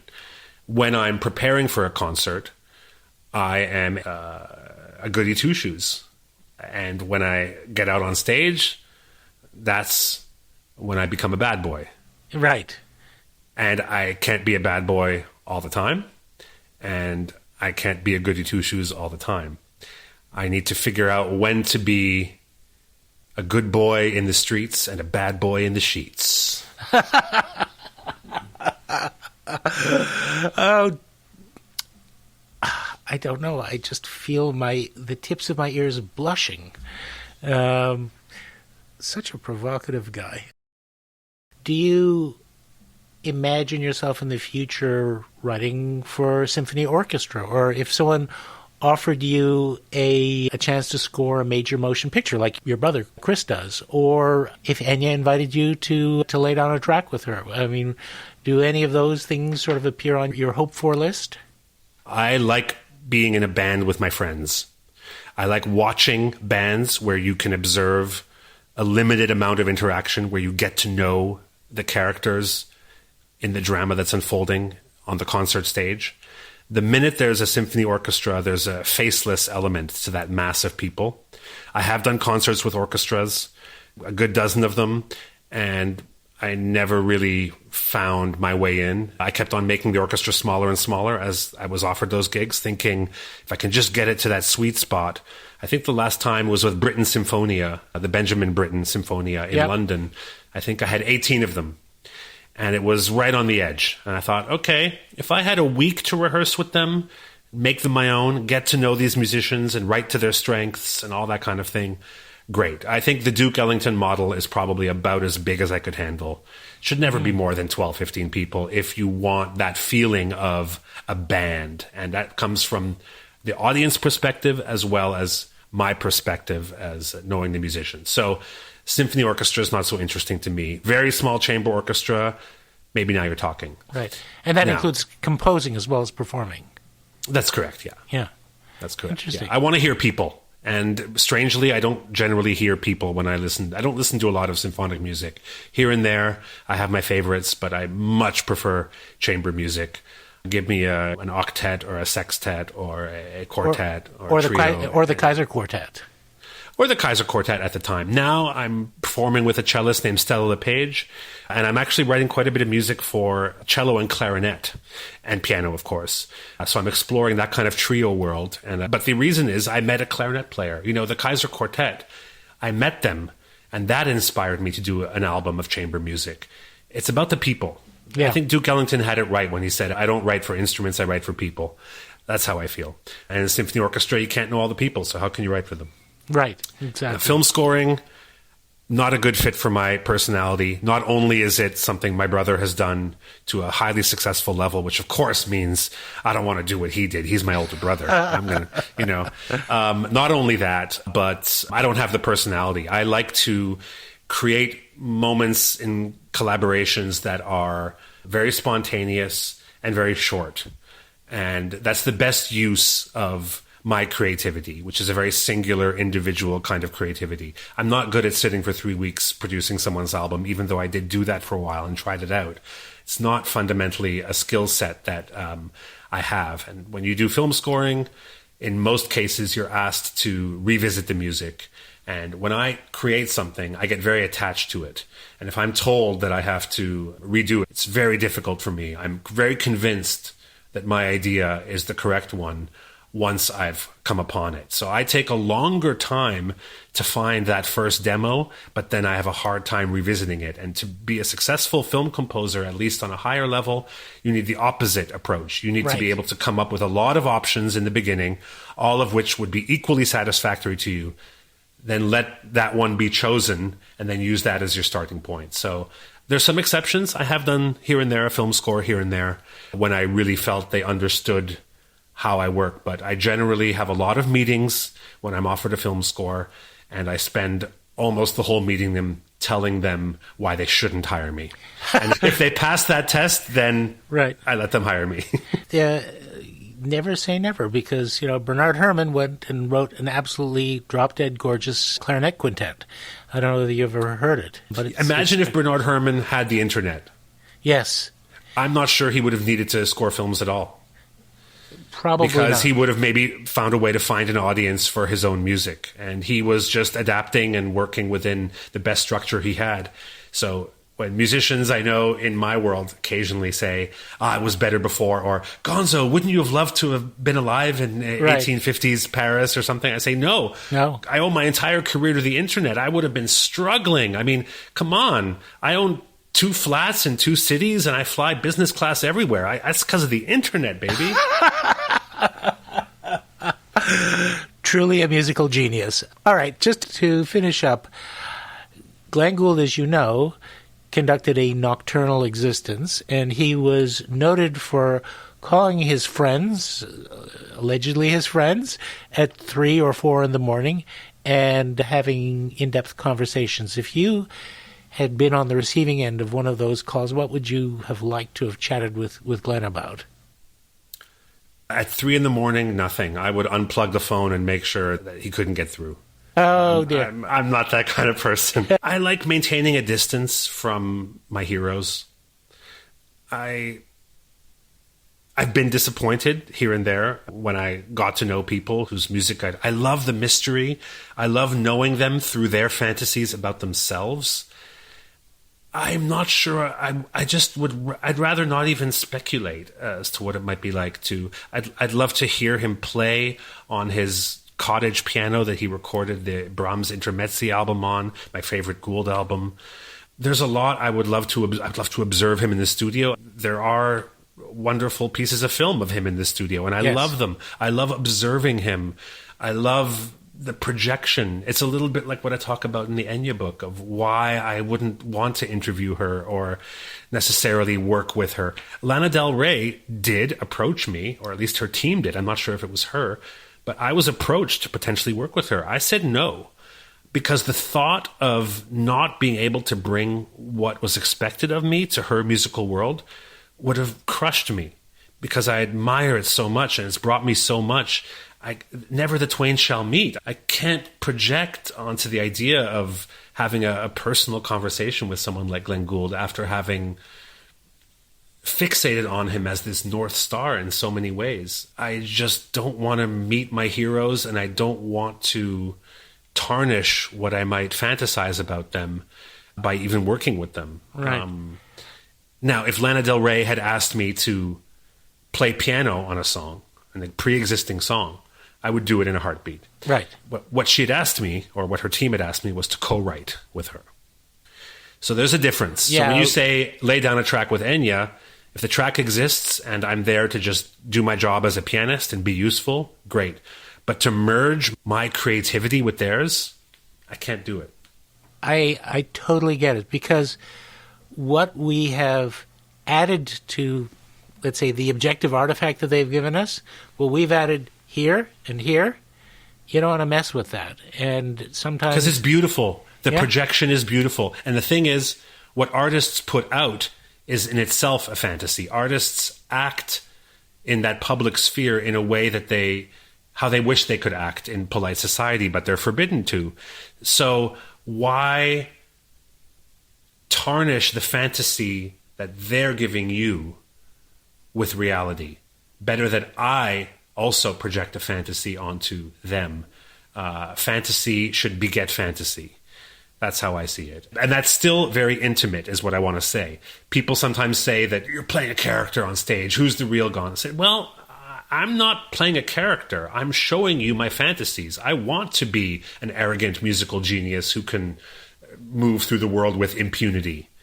I'm not that in real life. I would love it if I were, but at least I get to enact that on stage and have people react to it in a positive way. It's a beautiful thing. Gonzo, I'm so grateful. You've been unbelievably generous to share so much time with us.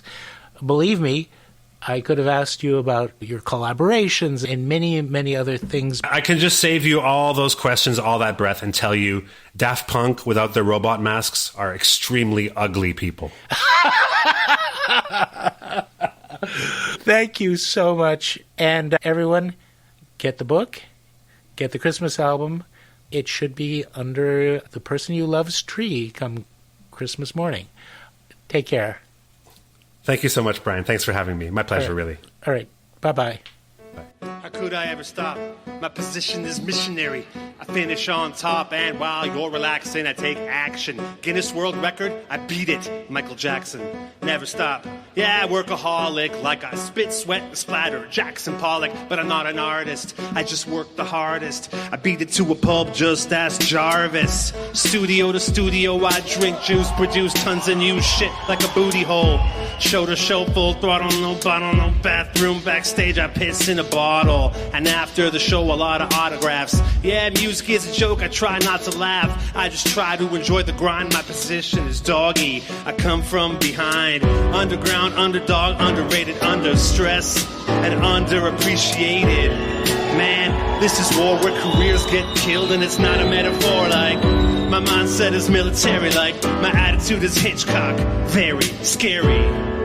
For instance, instinct, go the distance, prove my existence. That's why I never stop, cause it's not Chili, it's Lily, who really makes clever pop. I just do it in a different way. I'm kind of sort of indirect, call me Ricochet. Chili like Pinochet, I don't make hits, I take risks and make flops like floppy disks. I still stay professional, not sloppy. The original, not a photocopy.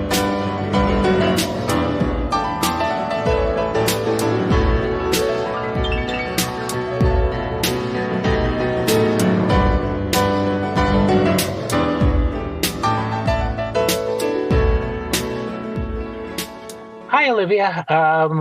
We now come to the end of our conversation with Chili Gonzales. Did you enjoy it? Of course I enjoyed it. I've been a fan of Chili for some time, so this was quite a treat to hear this conversation behind the scenes. And folks, I just want to set the record straight. At no time in the course of this podcast did I really get the stink eye from Olivia. She actually is very nice and very sweet, and she doesn't really have one. I would hope that's the case, Brian. It's so far so good. Anyway, folks, I hope that you enjoyed the podcast and will press like, share, or subscribe. And also wander off to our website, www.glengould.ca, CA for .o Canada, and check out the wealth of content and interesting reading and viewing and listening that you'll find there.